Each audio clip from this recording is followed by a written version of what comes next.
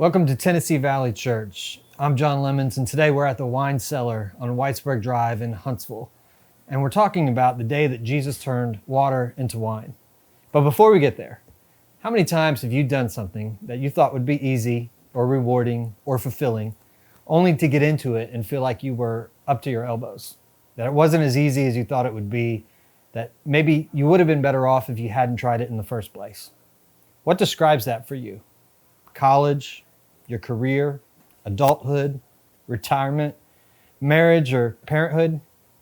Don't answer that last one. But in response to that, have you been introduced to the concept of the life hack? If you scroll on the internet these days, you constantly see helpful short videos called life hacks. These are usually things that take what most of us do one way or another, but someone else has figured out a clever way to make it easier for all of us. Today, I'd like to suggest that our passage can serve as somewhat of a Bible hack, that if you want to understand and make sense of what's happening in the Bible and how that then applies to you, and all you need to do is have a firmer grasp of today's passage, where Jesus turns the water into wine. The problem with this passage is that most people don't know what purpose the story might serve. So let's take a look at it. But before we get started, let me offer you a sermon hack. As you're watching at home, pause the TV or turn the volume up a bit so that you can still hear, and go grab some elements that you can take communion with. We'll be doing that together at the conclusion of today's message.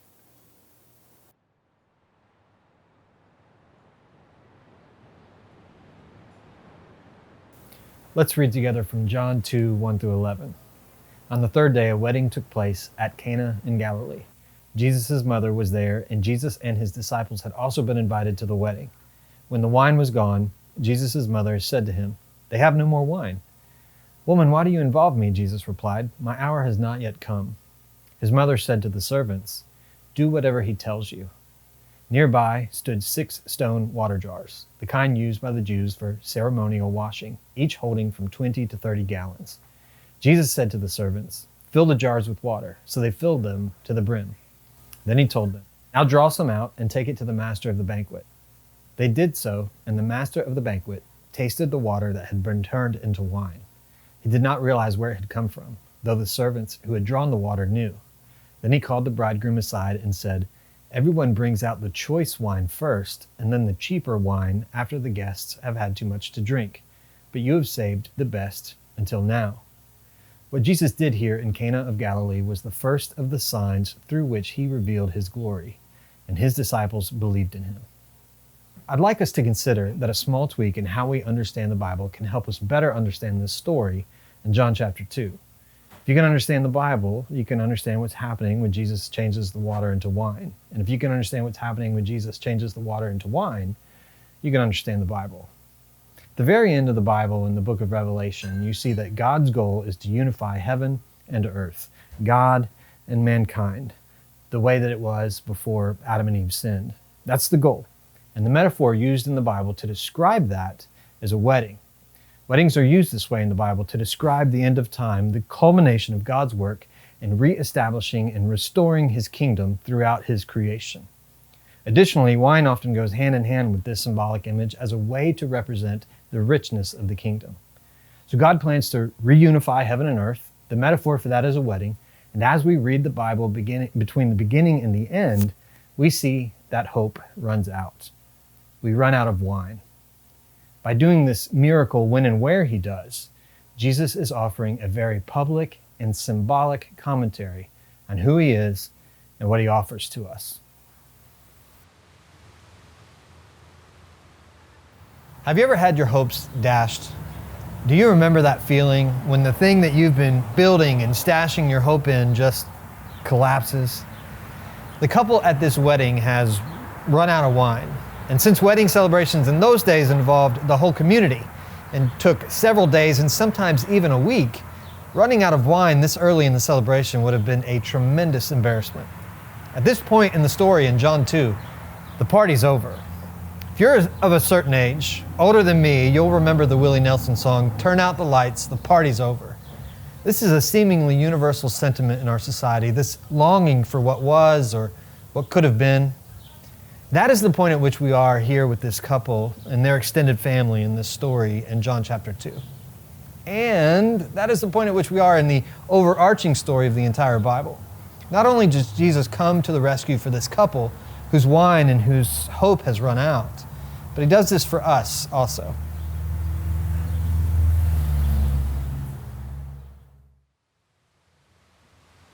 So how could we tweak our understanding of the Bible to better understand or to see this? There are two wrong ways to read a book, including the Bible. One is to hold it too far away, to where you can't make out the words. But the other is to hold it too close, where all you can see is one word at a time, and not all the other things that are surrounding the word. Oftentimes, this is what many of us do when we read our Bibles. We approach it as a series of stories, or sometimes we do word-for-word studies, like it's a series of really important words. That's okay, I'm not knocking that, but it's not okay to stop there. And I do think that's what many of us do. Because if we do stop there, we can get so caught up in the stories that the Bible is telling that we hold it too close and we miss the story that the Bible is telling. Here's what I mean, and let me encourage you to buckle in. We're about to do a whirlwind tour of the Bible. Very early in the Bible, we see the story of Sodom and Gomorrah. And for all the ink that has been spilled about this city, it's helpful to remember that it will go on to hold the primary and the narrative purpose of serving as a template of inhumanity, humans at their worst. They are willing, as a city, to let their passions get the best of them, to abandon an innocent person and then leave them for dead. That's what the story is about. And this template of inhumanity is a mirror by which Israel is to judge themselves as they go along. Now, if you read the Bible too close, you may miss this. And if you keep it too far away, you'll miss it too. But if you hold it just right, you'll see a pattern emerge. It's a pattern that follows this template of humans at their worst. Only as we read along, the perpetrators are the people of God.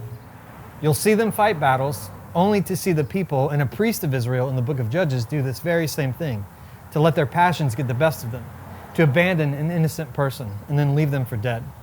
You'll see them trust in their bureaucracies, only to see their greatest king, David, do this same thing in the story of David and Bathsheba. He lets his passions get the best of him. He abandons an innocent person, Uriah, and he leaves him for dead. And you'll see them trust in what they build and accomplish, the temple, only for the prophets to come along and tell them that they themselves are doing this very same thing, being humans at their worst. And it culminates in chapter 1 of the first prophet, Isaiah, where God himself calls his own people rulers of Sodom and people of Gomorrah.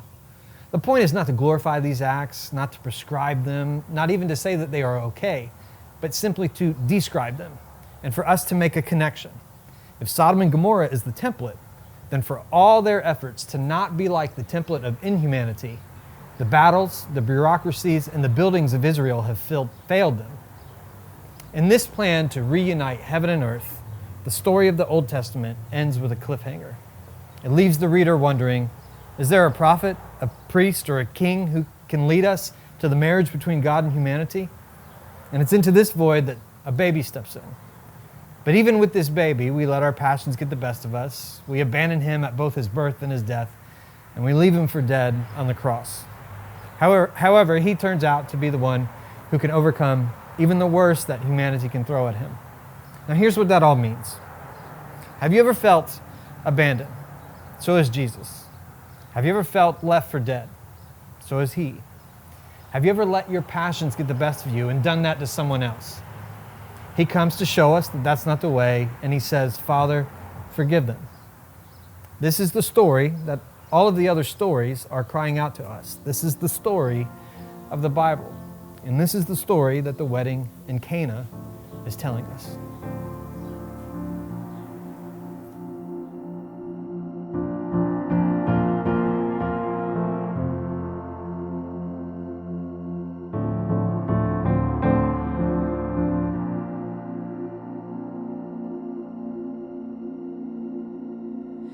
Narrow as the road may seem,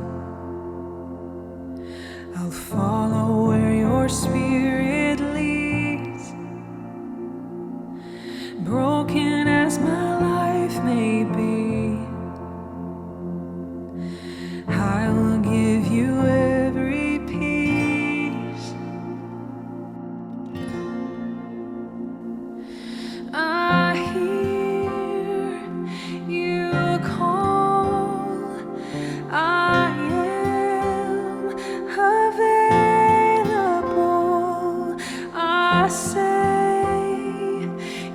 yes, Lord, I am available.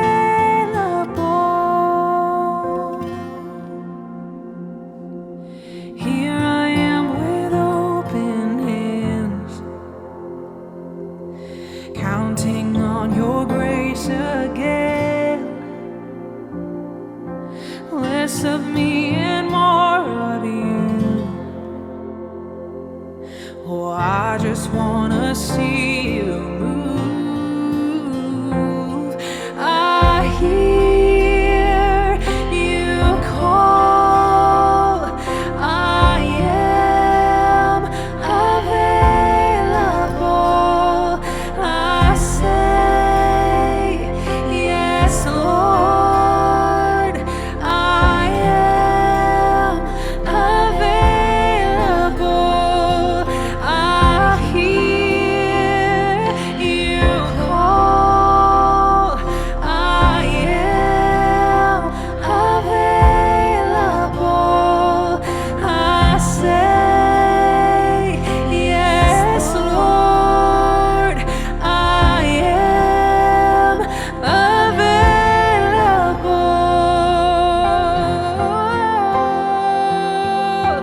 Oh, yes, I am.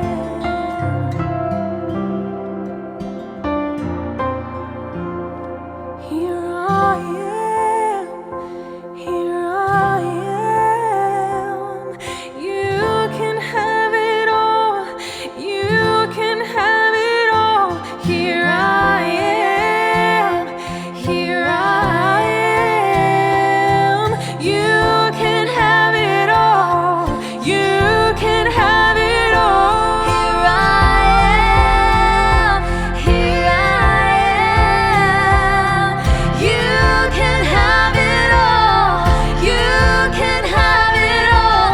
Here I am. Here I am. You can have it all. You can have it all. For the one who gave me life, nothing is a sacrifice. Use me how you want to, God. Have your throne within my heart. Oh, I hear you call. I am available. I say, yes, Lord, I am available. I hear you call, and I am available. Oh, I hear you call, and I am available, Lord.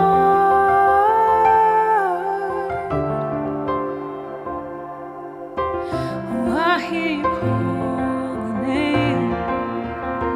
Oh, I hear you call. Yes, I know you call. You call me as I am. Oh,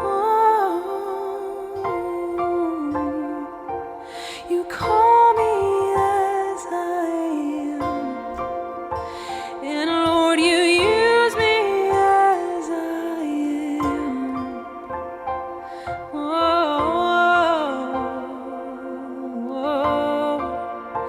yes, I hear you call. I hear you call. Use me, Lord. Lord, you can use anything. So you can use me as I am.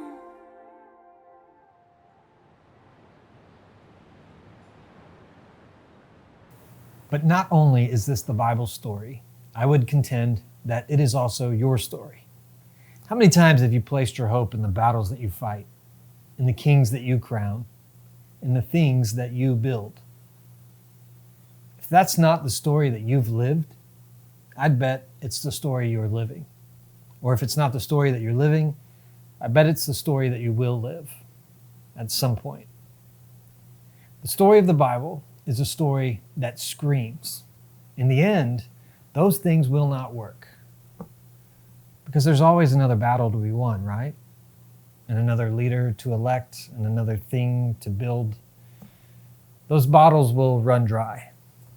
But with this story in John 2, Jesus is saying that the place we all long for, the way that we are meant to live, the wine that marks the richness of the unification of God and humanity, that can be found in Him.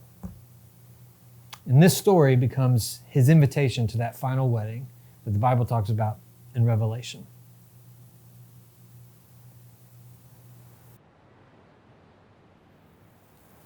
But before He gets there, there is one more pivotal scene in the Bible where we see Jesus and wine. It's at His last meal on earth, what we call the Lord's Supper. Now, for Him, it would have been Passover, and traditionally that meal would have included drinking 4 cups of wine. The last cup there is called the cup of praise, and it is consumed in gratefulness of God's work in reuniting people to Himself. But interestingly enough, on that night, Jesus doesn't drink from that cup. Instead, He holds it up and He says, "I will not drink of this fruit of the vine until the day when I drink it new with you in my Father's kingdom." Have you ever been at a party or a celebration when someone has gotten up to deliver a toast? Typically, they will urge everyone present to grab a glass and to gather around. There is about to be something worthy for those in attendance to celebrate. And they wait until everyone who wants to has grabbed one.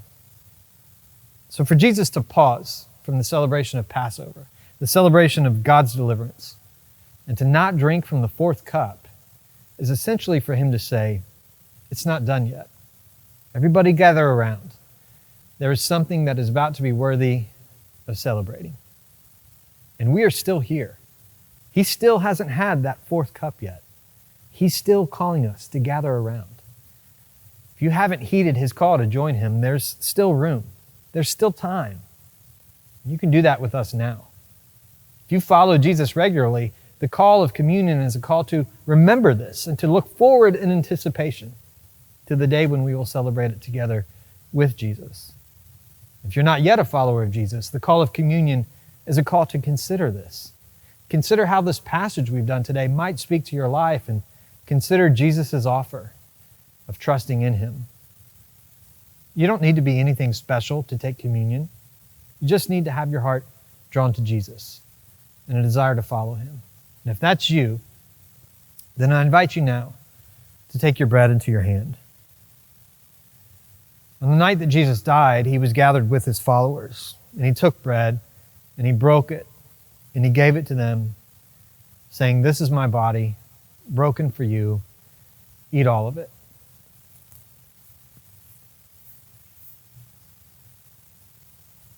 Then He took the wine, and He poured it out, and He distributed it among them. He held it aloft, and He said, "This is my blood, poured out for you and for the forgiveness of sins. Drink all of it."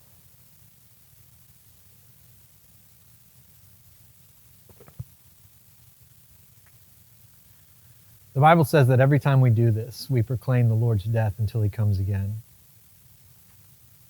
Until He comes again to turn our water into wine, to reunify heaven and earth and humanity and God, to turn back on the lights, because the party is just getting started.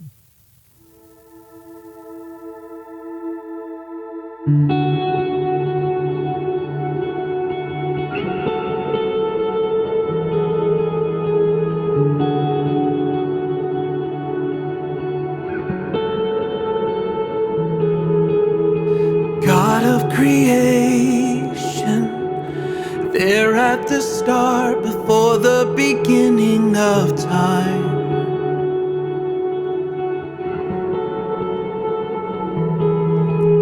with no point of reference. You spoke to the dark and fleshed out the wonder of light.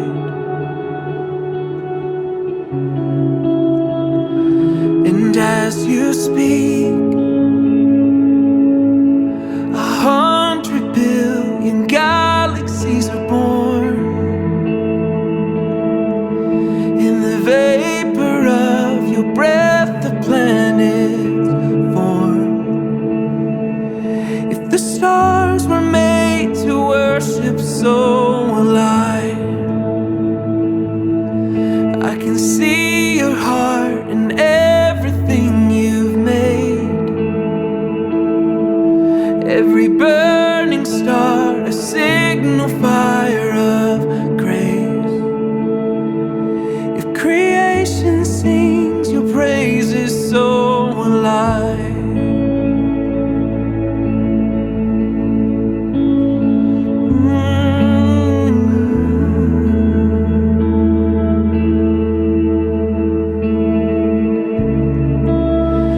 God of your promise, you don't speak in vain, no syllable empty or void.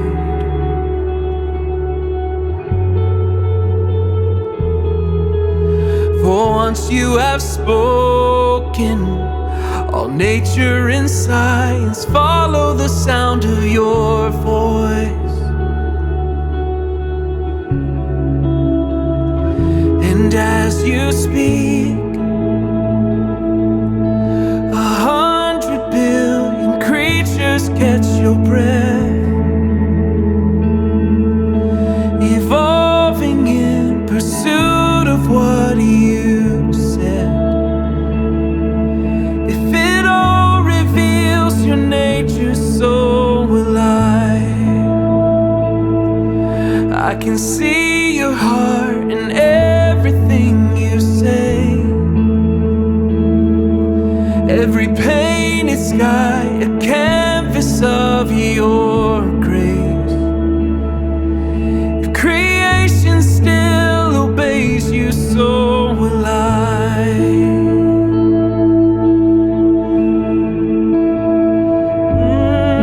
So will I.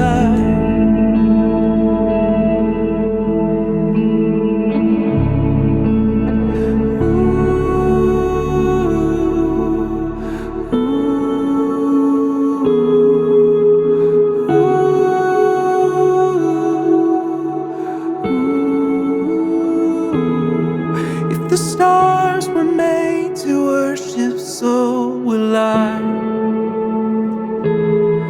If the mountains bow in reverence, so will I. If the oceans roar your greatness, so will I. For if everything exists to lift you high, so will I. If the wind goes where you send it, so will I. If the rocks cry out in silence, so will I. If the sum of all our praises still falls shy, then we'll sing again 100 billion times.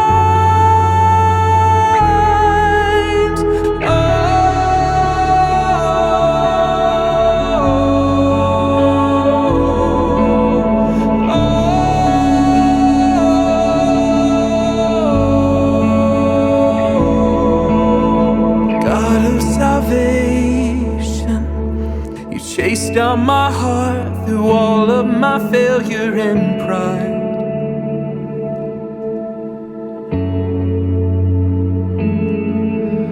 On a hill you created, the light of the world, abandoned in darkness to die.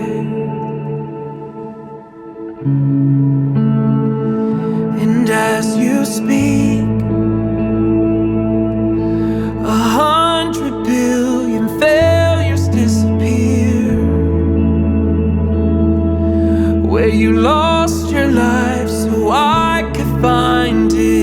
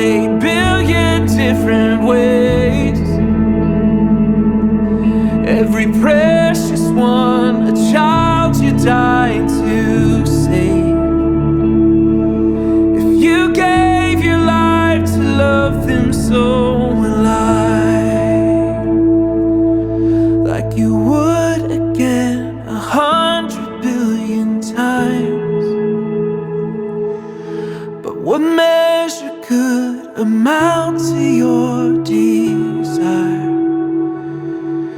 You're the one who never leaves the one behind.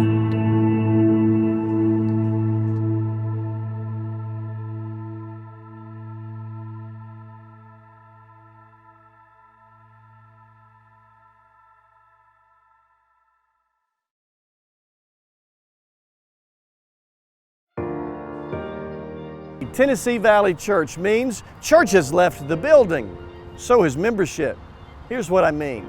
You might be feeling a need or maybe even a call from God to be part of our church family in a more tangible way. If you're not able to join us physically here at 600 Governors Drive, whether because of distance, mobility, schedule, or some other reason, you still can be a member of First Baptist Huntsville. Let me send you information on what that would mean, what you could expect from your church, and what your church would expect from you. Email me at travis@fbchsv.org. Let me know of your desire for membership, and I'll help you get started. Join hands with us as we attempt to join hands with God Himself in His mission to the world.